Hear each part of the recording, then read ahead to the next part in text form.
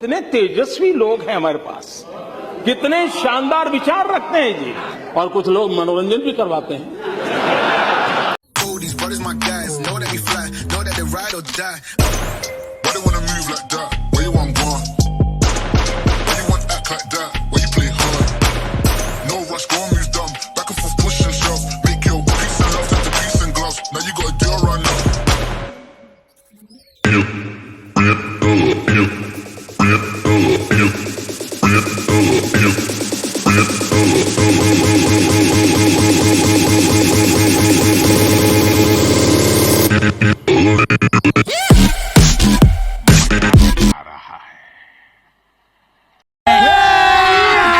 अभी मजा आएगा ना भिड़ो।